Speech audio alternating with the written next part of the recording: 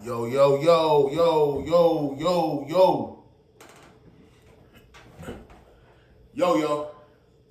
What's good with it? It's the homie Mac. Music, art, culture, knowledge. Each one teach one, peace and love. Reporting live from the Dogon. You know what it is. Thumbs up, give me the likes. Thumbs up, give me the likes. Like, share, comment, subscribe. Tap in. Subscribe to the YouTube channel 82 Kings. Give me that like. Thumbs up, give me the likes. This is another session of Mac Minutes. So yeah, I knew that this was a pressing issue. Opioid addiction. I knew fentanyl or fentanyl, you can be pronounced either way. I know that this drug seems to be Satan himself, the devil. I think they said last year alone. This is according to the DA. A lot of the information I'm going to be sharing tonight comes from the National Institute of Health website, NIH.com. Or it might be NIH.com or NIH.org, but the National Institute of Health and the DEA's website, DEA.org or DEA.com. Just Google DEA, Drug Enforcement Agency's website, and then NIH's website, National Institute of Health. So that's where a lot of my information is coming from. So again, last year alone, 70,000 people died from fentanyl usage. 70,000. That is more. That number comprises more. That death toll of 70,000 comprises more deaths. Is comprised of more deaths than the Vietnam War, the Iraq War, and Afghanistan. All those military conflicts, the death toll of all three of those is less than the amount of U.S. citizens that died from fentanyl usage last year alone. That's crazy. 70,000. Let's get to it. What are opioids? Opioids are a class of drugs naturally found in the opium poppy plant. Some opioids are made from the plant directly, and others, like fentanyl, are made by scientists in labs using the same chemical structure, semi-synthetic or synthetic. So essentially, fentanyl it's a man-made drug. It's a synthetic drug. It was, like most things, its intent was good. It was created as like a painkiller. It's 50% stronger than morphine. 50% stronger than morphine. It'll have you feeling good. It was for pain. It's basically a painkiller. What did I read? I read that it was created as a synthetic painkiller. It's like when you have people who may have had a surgery, or people that were just dealing with some type of, I've heard even like cancer patients, anybody who was dealing with like extreme pain, fentanyl was created to subdue or quell said pain. But the thing about it is that it can get very addictive. Fentanyl is actually 50% stronger than heroin? Yeah, 50% stronger than heroin. Let's see. Fentanyl and other synthetic opioids are the most common drugs involved in drug overdose deaths. So it's out there circulating. The thing about fentanyl, 2 milligrams of it can kill you. Check the cover art that I used for this Mac Minute session, but it has a pencil. The powder that you see on the pencil on the cover art, that is fentanyl. That much fentanyl. Enough of a substance of fentanyl in its original state, enough of it just sprinkled on the edge of a pencil can kill you. Yeah, so check out the art for this Mac Minute session and the thumbnail, and that shows you just that much can kill you. 2 milligrams. Fentanyl illegally is sold in the following forms: as a powder, dropped on a blotter, paper like small candies, dropped on blotter paper like small. Wait, hold up. Give me 1 second. Tongue twisted. Illegal fentanyl is sold in the following forms: as a powder, dropped on blotter paper like small candies, in eyedroppers or nasal sprays, or made into pills that look like real prescription opioids.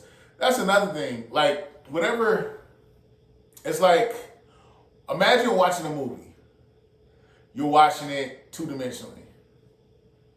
And then if you watch, so you're watching a film, but if you wear like 3D glasses, it enhances the experience.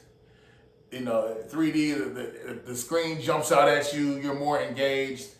Essentially, that's what fentanyl does. Fentanyl enhances the high. And I know some people may feel like, oh man, these people are just drug addicts. Why are you making excuses for the MACK? But no, I mean, a lot of people actually aren't even cognizant that what they're smoking or inhaling is laced with fentanyl. But again, some dealers, they know that fentanyl, if I lace my product with fentanyl, it'll make you come back because that high is going to be stronger. And then you look up and you're like, oh crap, I didn't know this had fentanyl in it. But some people, they get that high and they keep rolling the dice with their life. Now the thing about it is fentanyl can kill you. I just told you 2 milligrams of it, enough to sit on the edge of a pencil. The tip of a pencil can kill you. So irrespective of your body mass, this thing is deadly. I don't even see how some people take it more than once and live, honestly. But here we are. How does fentanyl work? Fentanyl works by binding to the body's opioid receptors, which are found in the areas of the brain that control pain and emotions.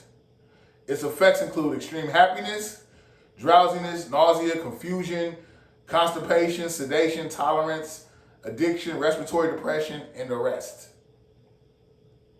The high potency of fentanyl greatly increases risk of overdose, especially if a person who uses drugs is unaware that of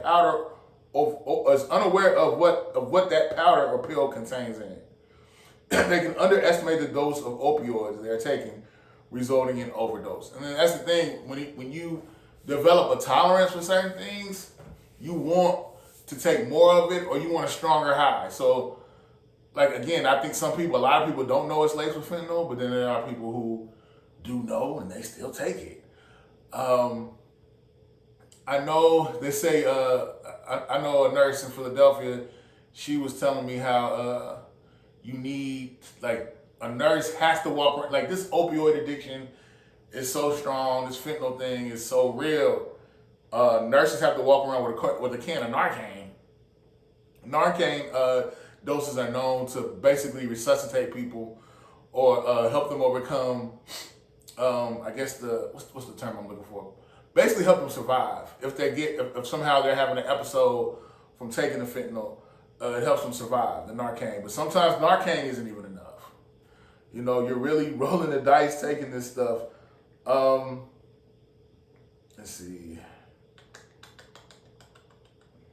Again, sometimes, when these dealers are hustling or peddling these drugs, the fentanyl, it just looks like a prescription pill. So a person, like, let's say I like to take Xanax, or I like to take Adderall, or I like to take Xanax or Adderall or Percocets, prescription pills.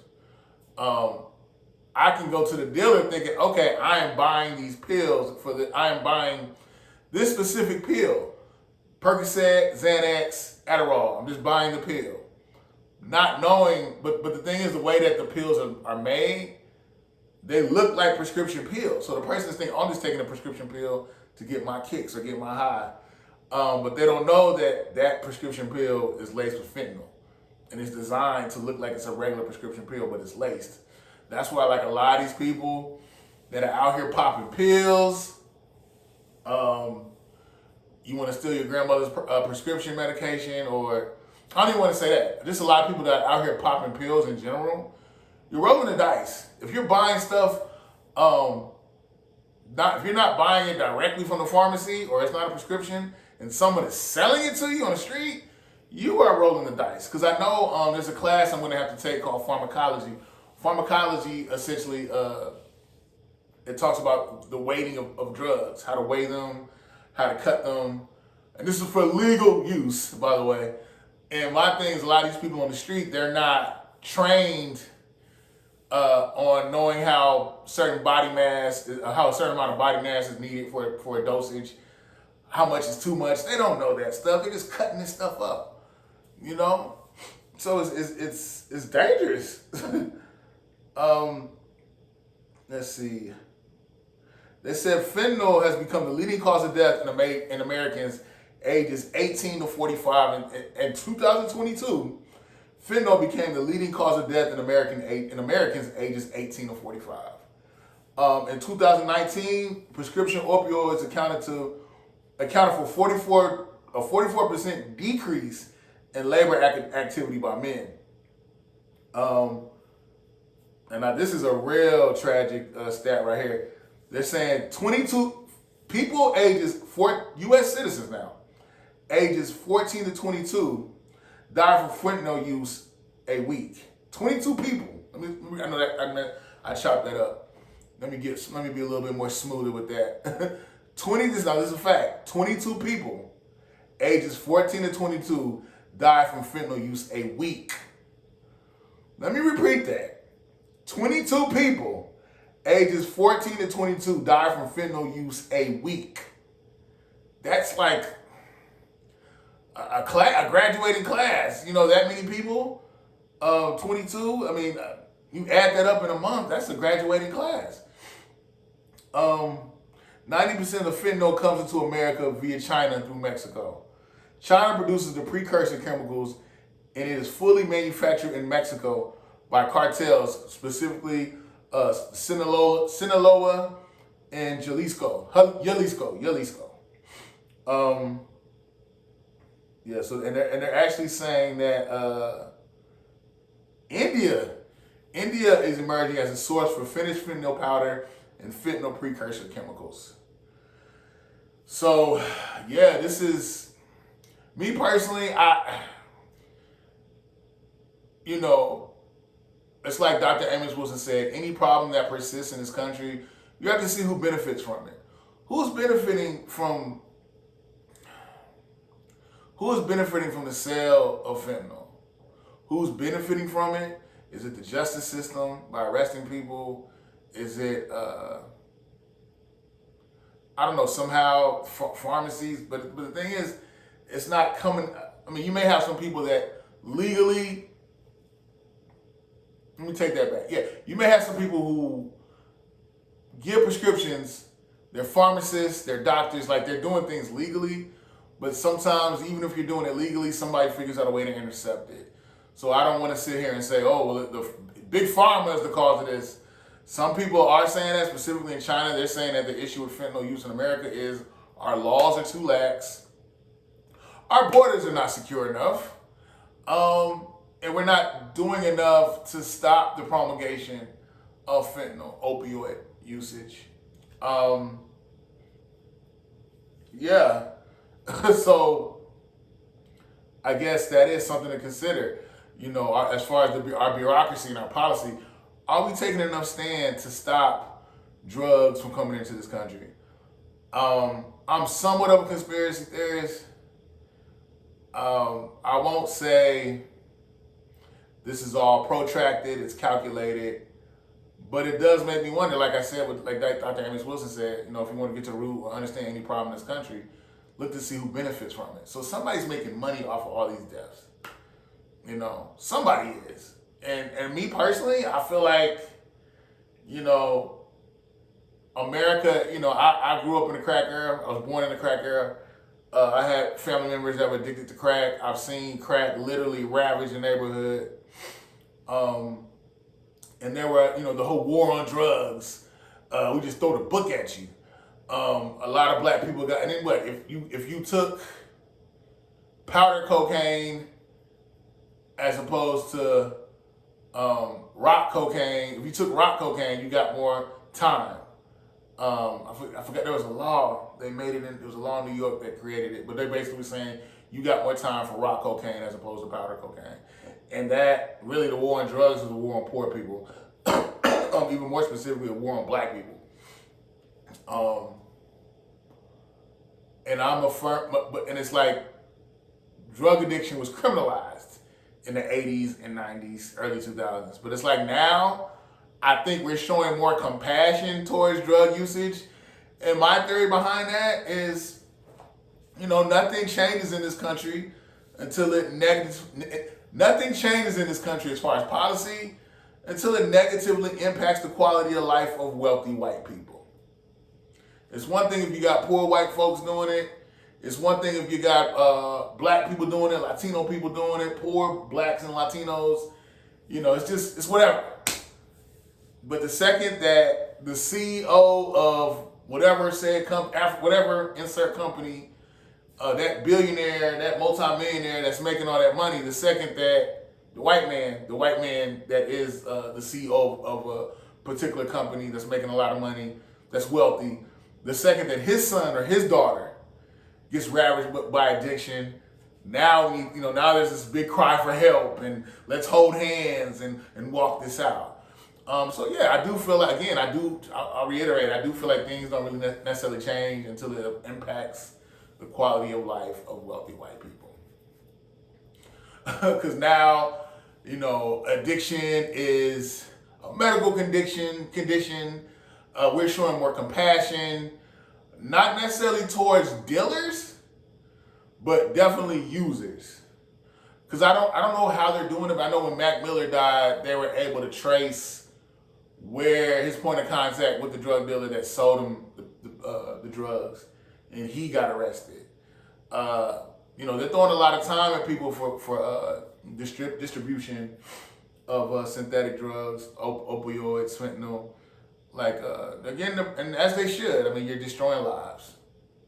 But again, as far as users, now, I never would have thought I'd hear a time where nurses have to walk around with Narcan, to help an addict. When did that become a thing? I'm not mad at it, but I'm just saying now that this has impacted a lot of white people, wealthy white people as well. Now there's more compassion towards addiction.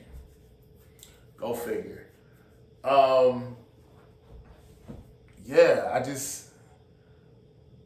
think this whole scenario is tragic.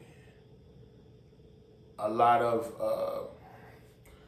families are being impacted by this negatively. A lot of people are dying.